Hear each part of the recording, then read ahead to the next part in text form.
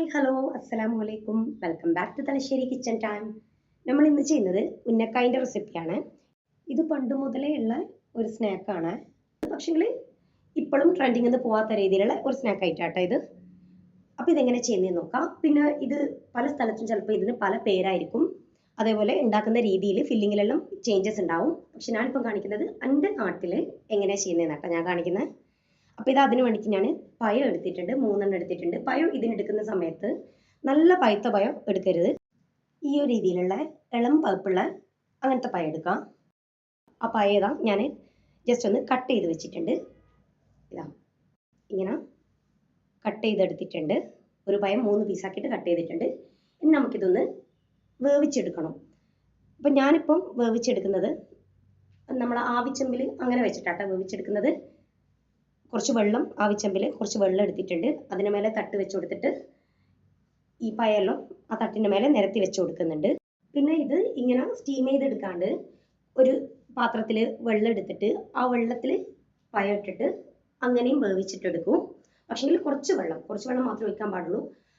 അങ്ങനെ പക്ഷേ ഞാൻ വേവിക്കാത്തത് എന്താണെന്ന് വെച്ചാൽ അങ്ങനെ വേവിച്ച് കഴിഞ്ഞാൽ ചിലപ്പം പഴത്തിൽ വെള്ളം കയറാൻ ചാൻസ് ഉണ്ട്. വെള്ളം കയറിയിട്ടുണ്ടെങ്കിൽ പിന്നെ നമുക്കത് ഫൈനൽ ഉരുട്ടിയെടുക്കുന്ന സമയത്ത് ഭയങ്കര ബുദ്ധിമുട്ടാവും. അപ്പോൾ അതുകൊണ്ട് കുറച്ചും കൂടി ബെറ്റർ ഈ ഒരു രീതിയായിരിക്കും, സ്റ്റീം ചെയ്തെടുക്കുന്നതായിരിക്കും കുറച്ചും കൂടി ബെറ്റർ. അപ്പോൾ ഇതാ അതവിടുന്ന് വെന്ത് വരട്ടെ. ആ ഒരു സമയം കൊണ്ട് നമുക്ക് ഇതിനെ ഫില്ലിങ് റെഡിയാക്കി വെക്കാം. അപ്പോൾ ഇതാ അതിന് വേണ്ടിയിട്ട് ഒരു പാൻ അടുപ്പത്ത് വെച്ചിട്ടുണ്ട്. അതിലേക്ക് 1.5 ടേബിൾ സ്പൂൺ RKG ചേർത്ത് കൊടുക്കുന്നുണ്ട്. ഈ ഒരു രീതിയിൽ ഫ്ലേവർ വരുന്ന ടൈപ്പ് നെയ്യ് തന്നെ എടുക്കാൻ വേണ്ടി നോക്കാം, എങ്കിലേ ആ ഒരു ടേസ്റ്റ് കിട്ടുള്ളൂ. അതിലേക്ക് ഞാൻ 1/2 കപ്പ് തേങ്ങ ചേർത്ത് കൊടുത്തിട്ടുണ്ട്. പിന്നെ 1 ടേബിൾ സ്പൂൺ പഞ്ചസാരയും ചേർത്ത് കൊടുത്തിട്ടുണ്ട്. ഞാനിപ്പം 1/2 കപ്പ് തേങ്ങ എടുത്തിട്ടുള്ളൂ. അപ്പോൾ ആ ഒരു തേങ്ങക്ക് 1 ടേബിൾ സ്പൂൺ കറക്റ്റ് അളവാണ്. തേങ്ങ കുറച്ചും പഞ്ചസാര വല്ലാണ്ട് അതിൽ കൂട്ടിയിട്ടിട്ടുണ്ടെങ്കിൽ പിന്നെ തേങ്ങ ഒരു പൊട്ടുന്ന രീതിയിലായിപ്പോവും. അപ്പം പിന്നെ ഈ പണ്ടം കഴിക്കാൻ ഒട്ടും ടേസ്റ്റ് കിട്ടൂല. പണ്ടെന്ന് പറയുന്നത് ഈ ഒരു തേങ്ങൻ്റെ ഫില്ലിങ്ങിനെയാണ്. ഇതിന് എൻ്റെ നാട്ടിൽ പണ്ടെന്നാ പറയാം. അപ്പം നമുക്കിത് ലോ ഫ്ലെയിമിലിട്ടിട്ട് വറുത്തിട്ടെടുക്കാം. ആ പഞ്ചസാരയിലൊന്ന് മെൽറ്റായി വരട്ടെ. പിന്നെ അതിലേക്ക് 1/2 ടീസ്പൂണ് ഏലക്കാപ്പൊടി ചേർത്ത് കൊടുക്കാം. ഏലക്കായൻ്റെ പൊടി ഇല്ല എങ്കിൽ 2 ഏലക്കായ എടുത്ത് കുത്തിയിട്ട് ഇട്ട് കൊടുക്കാം. എന്നിട്ട് അത് നല്ലോണം തന്നെ മിക്സ് ആക്കി കൊടുക്കാം. നമുക്ക് ഈ തേങ്ങയുടെ കളർ ചെറുതായിട്ടൊന്ന് ചേഞ്ച് ആക്കി എടുക്കാം. അങ്ങനെ ഓവറായിട്ട് ചേഞ്ച് ആക്കരുത്, ചെറുതായിട്ട് ഒന്ന് ചേഞ്ച് ആക്കി എടുക്കാം. അപ്പോൾ ഇതാ നമുക്ക് ഇത് വറുത്തിട്ട് അതവിടെ മാറ്റി വെക്കാം. പിന്നെ ഇത് പല ഫില്ലിങ് വെച്ചിട്ടും ചെയ്യും. ഞാൻ തന്നെ വേറെ ഫില്ലിങ് വെച്ചിട്ടെല്ലാം ഞാൻ കഴിച്ചിട്ടുണ്ട്. പക്ഷെ എൻ്റെ നാട്ടിൽ ഈ തേങ്ങ വെച്ചിട്ടാട്ടോ ഇത് ചെയ്യുക. കഴിച്ച് ശീലിച്ചുകൊണ്ട് തന്നെ ഈ ഒരു ടേസ്റ്റ് എനിക്ക് വേറെ എന്ത് കഴിച്ചാലും കിട്ടലില്ല. ഓരോരുത്തർക്കും ഓരോ ടേസ്റ്റ് ആയിരിക്കും. അപ്പോൾ അതുകൊണ്ടാണ് ഞാൻ ഈ ഒരു ഫില്ലിങ് വെച്ചിട്ട് തന്നെ കാണിക്കാമെന്ന് വിചാരിച്ചത്. അപ്പം തേങ്ങ വറുത്തിട്ട് അതവിടെ മാറ്റി വെച്ചിട്ടുണ്ട്. ഇനി നമുക്കിതാ ആ ഒരു സമയം കൊണ്ട് പഴമെല്ലാം നല്ലോണം വെന്ത് വന്നിട്ടുണ്ട്. അത് നമുക്ക് ഈ ഒരു രീതിയിൽ എടുത്ത് മാറ്റാം. ഇതെല്ലാം ചൂടോടെ തന്നെ ചെയ്യണം കേട്ടോ. അപ്പം വെന്ത ആ ഒരു ടൈമിന് തന്നെ ചൂടോടെ തന്നെ അതിൽ നിന്ന് എടുത്ത് മാറ്റാം.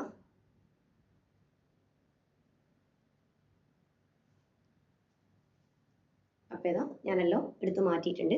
എന്നിട്ട് അത് തൊലി കളഞ്ഞെടുത്തിട്ടുണ്ട്. ഇതും ചൂടോടെ തന്നെയാട്ടോ ചെയ്തിട്ടുള്ളത്. ഒരു സ്പൂൺ വെച്ച് ഇങ്ങനെ മെല്ലെ ആക്കിയിട്ടോ അങ്ങനെ എന്തെങ്കിലും തൊലി കളഞ്ഞിട്ട് പെട്ടെന്ന് എടുക്കാം. കാരണം ഇതൊന്ന് നമുക്കിനി കുത്തിയെടുക്കണം, അതിന് വേണ്ടിയിട്ടാണ്. അപ്പോൾ ഇതാ ഫസ്റ്റ് ഈ ഒരു രീതിയിൽ സ്പൂൺ വെച്ചോ ഗ്ലാസ് വെച്ചോ എങ്ങനെയാന്ന് വെച്ചാൽ ജസ്റ്റ് ഒന്ന് ഉടച്ചു കൊടുക്കുക. ഇത് ഈ ഒരു പഴം ഉടച്ചു കൊടുക്കാം. അപ്പോൾ ഇതാ ഞാൻ ഫസ്റ്റ് ഇങ്ങനെ ഒരു സ്പൂൺ വെച്ചിട്ട് ഉടച്ചു കൊടുക്കുന്നുണ്ട്. പിന്നെ നമ്മൾ ഇഞ്ചിയും വെളുത്തുള്ളിയെല്ലാം കുത്തിയെടുക്കുന്നതില്ലേ, അത് വെച്ചിട്ടൊന്ന് കുത്തിയെടുക്കുന്നുണ്ട്. ഇഞ്ചിയും വെളുത്തുള്ളിയെല്ലാം കുത്തിയെടുക്കുന്നത് പഴയ അമ്മിൻ്റെ ആ ഒരു കൂട്ടലുള്ള കല്ലില്ലേ, ചെറിയ ആ ഒരു ഇതുകൊണ്ട് കുത്തിയെടുക്കുമ്പോൾ പെട്ടെന്ന് സിമ്പിളായിട്ട് കുത്താൻ പറ്റും. എൻ്റെ അടുത്ത് ഇപ്പം അതില്ലാത്തതുകൊണ്ട് ഞാൻ ഇങ്ങനെയാട്ടോ കുത്തിയെടുക്കുന്നത്. ആ കല്ലിൻ്റെ എൻ്റെ അടുത്തില്ല. അപ്പോൾ ഇതാ അത് ഫൈനായിട്ട് തന്നെ കുത്തിയെടുക്കണം. അതായത് കട്ടകളില്ലാണ്ട് കുത്തിയെടുക്കണം. കട്ടകൾ ഉണ്ടെങ്കിൽ നമുക്ക് ഉരുട്ടുമ്പോൾ അത് ബുദ്ധിമുട്ടാവും. അപ്പോൾ എന്തായാലും കട്ടകളില്ലാണ്ട് ഇങ്ങനെ ഉടച്ചെടുക്കണം. എന്നിട്ട് ഇതാ നമുക്കിതൊന്ന് ഉരുട്ടിയെടുക്കാം. അതിന് വേണ്ടിയിട്ട് ഞാൻ ഫസ്റ്റ് ഓയിലൊന്ന് കയ്യിൽ തടവിയിട്ടുണ്ട്. എന്നിട്ട് ആ പഴത്തിൽ നിന്ന് ചെറിയൊരു പോർഷൻ എടുത്തിട്ട് ഇതാ ഈ ഒരു രീതിയിൽ കയ്യിൽ വെച്ചിട്ട് ഫസ്റ്റ് ഒന്ന് ഇങ്ങനെ ആക്കി കൊടുക്കാം.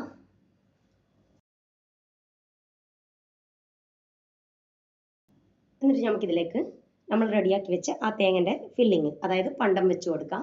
ഫില്ലിംഗ് എല്ലാം നിങ്ങളുടെ ഇഷ്ടത്തിനനുസരിച്ച് വെക്കാം. ചില ആൾക്കാർ കുറച്ച് വെക്കുന്ന ആൾക്കാരുണ്ടാവും, ചില ആൾക്കാർ കൂടുതൽ വെക്കുന്ന ആൾക്കാരുണ്ടാവും.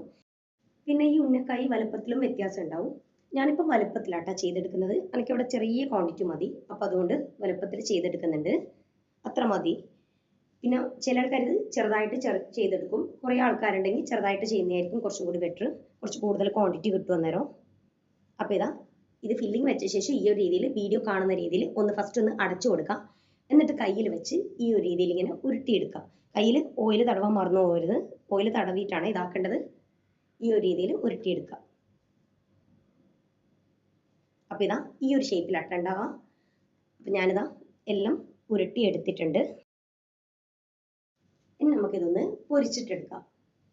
അപ്പം ഈ വീഡിയോ കാണുന്ന സമയത്ത് നിങ്ങൾക്ക് ഈ വീഡിയോ ഇഷ്ടമാണെങ്കിൽ ഒന്ന് ലൈക്ക് ചെയ്യാം. ചാനൽ ഇഷ്ടമാണെങ്കിൽ ഒന്ന് സബ്സ്ക്രൈബ് ചെയ്ത് സപ്പോർട്ട് ചെയ്യുക. തൊട്ടടുത്തുള്ള ബെല്ലൈക്കണും കൂടി ഒന്ന് പ്രസ് ചെയ്യാം. എങ്കിൽ മാത്രമേ ഞാൻ വീഡിയോസ് ഇടുമ്പോൾ നിങ്ങൾക്ക് നോട്ടിഫിക്കേഷൻ കിട്ടുള്ളൂ. അപ്പോൾ പൊരിച്ചെടുക്കാൻ വേണ്ടിയിട്ട് ഞാൻ ഈ ഒരു ടൈപ്പ് ചീനച്ചട്ടിയാട്ടാണ് വെച്ചിട്ടുള്ളത്. അതിലേക്ക് ഓയിൽ ഒഴിച്ചു കൊടുത്തിട്ടുണ്ട്. ഓയിൽ നല്ലോണം ഒന്ന് ചൂടായി കഴിഞ്ഞാൽ നമ്മൾ ഉരുട്ടിയെടുത്ത ആ ഉന്നക്കായി മെല്ലെ മെല്ലെ ഇതിലേക്ക് വെച്ച് കൊടുക്കാം.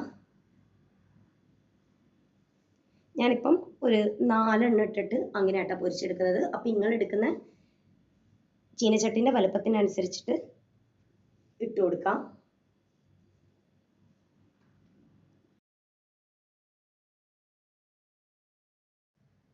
ഇതൊരു ലോ ടു മീഡിയം ഫ്ലെയിമിലിട്ടിട്ട് ചെയ്തെടുക്കാം. ഒരു സൈഡ് ആയി കഴിഞ്ഞാൽ അടുത്ത സൈഡിലേക്ക് തിരിച്ചിട്ട് കൊടുക്കാം.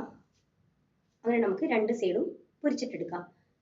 നല്ലോണം തന്നെ ഒന്ന് കളർ ചേഞ്ച് ആക്കി എടുക്കാം. നല്ലോണം കരിഞ്ഞു പോകരുത്, പൊരിച്ചിട്ടെടുക്കാം. ലോ ടു മീഡിയം ഫ്ലെയിമിലിട്ടിട്ട് നല്ലോണം കളർ ചേഞ്ച് ആക്കിയിട്ട് അങ്ങനെ എടുക്കാം.